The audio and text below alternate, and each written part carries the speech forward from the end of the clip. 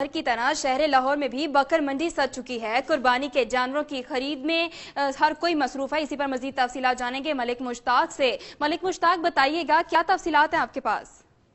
जी मैं मौजूद हूँ लाहौर। पूरे मुल्क की तरह शहर लाहौर में भी ईद उल ज़ुहा के लिए बकर मंडियां जो हैं वो सज चुकी हैं। इस वक्त रात का टाइम है, लेकिन उसके बावजूद लाहौर बंद रोड सगिया रोड पर जो बहुत बड़ी हमेशा से रवायती मंडी लगाई जाती है कि बकरों को पूरा साल गंदम और मक्खन खिला के पाला जाता है और साल के बाद ये एक दिन होता है इनकी फरोख्त का। इसी हवाले से हमारे साथ कुछ लोग मौजूद हैं, व्यापारी मौजूद आए हैं, इनसे जानते हैं। जी बताएं, आप बकरे बेचने आए हैं? जी हाँ जी, बकरे बेचने आए हैं हम जी। इसलिए हम अपने बेटे को दूध नहीं पिलाते, हम कुर्बानी के बकरे को दूध पिलाते हैं क्योंकि ये बड़ा हो, इसलिए इससे पूरी मेहनत करते हैं क्योंकि हमारे अच्छे पैसे हम इसके कीमत इसकी लें, हमें कीमत नहीं मिलती क्योंकि गाहक जो है ना, जो हमारा लाख का बकरा ना उसका 50,000 लगाता है, 45,000 लगाता है। हमारी कोशिश है अभी लाख वाला हमारा 80 का बिक जाए, 90 का बिक जाए, 70 का बिक जाए, लेकिन गाहक हमें 40 से 50 के ऊपर नहीं देता।